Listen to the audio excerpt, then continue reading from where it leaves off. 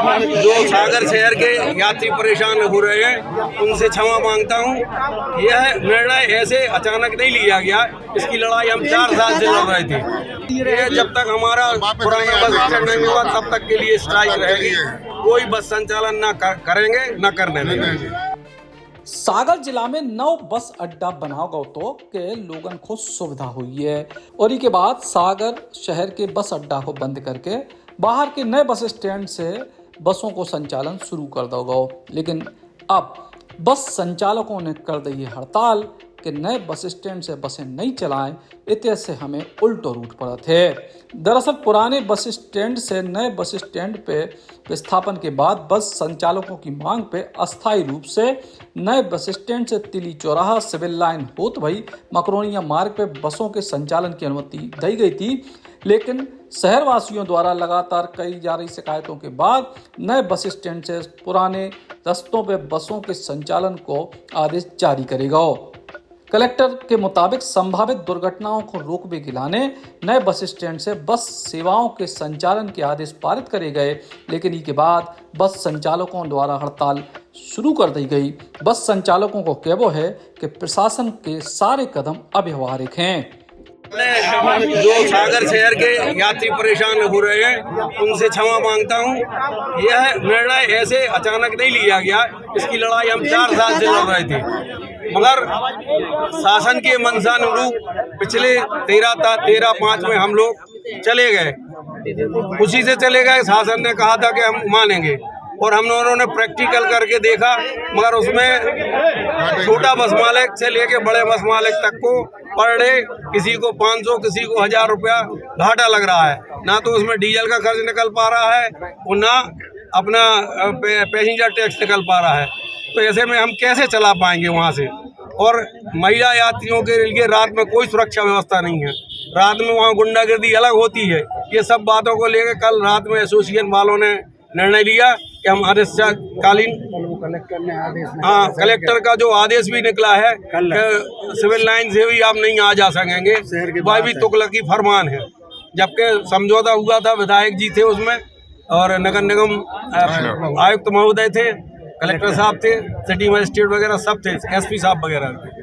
तो इस प्रकार से हम लोग कैसे संचालन करेंगे।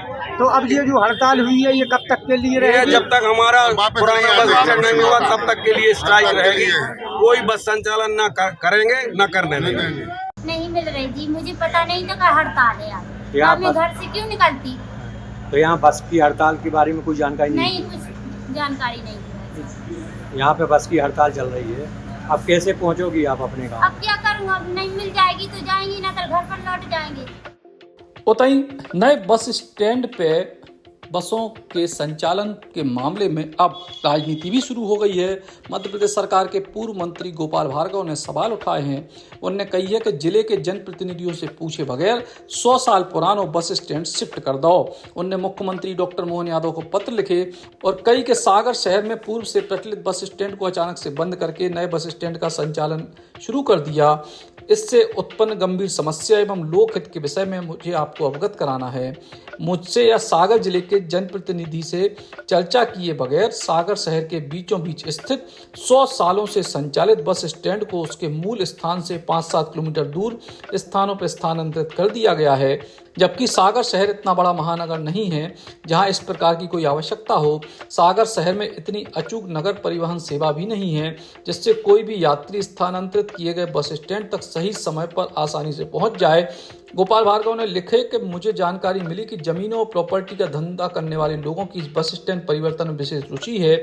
मेरे विधानसभा क्षेत्र एवं अन्य क्षेत्रों के नागरिकों ने मुझे बताया कि सागर से रहली, बंडा, शाहपुर, गड़ाकोटा आदि नगरों का बस का किराया 50 से 60 रुपए है, जबकि ऑटो से बस स्टैंड तक पहुंचने का किराया 100 रुपए है, जो घोर अव्यवहारिक है। आपसे अनुरोध है कि इस समस्या को हल करने के लिए जिले के सभी जनप्रतिनिधियों एवं बस ऑपरेटर्स की बैठक आयोजित कर उनके व्यवहारिक सुझाव लेकर ही बस स्टैंड का स्थान बदला जाए, क्योंकि बड़े और संपन्न लोगों के पास तो अपने अपने वाहन हैं, परंतु गरीब और मध्यम वर्गीय लोग चौराहों पर धूप और गर्मी में परेशान हो रहे हैं।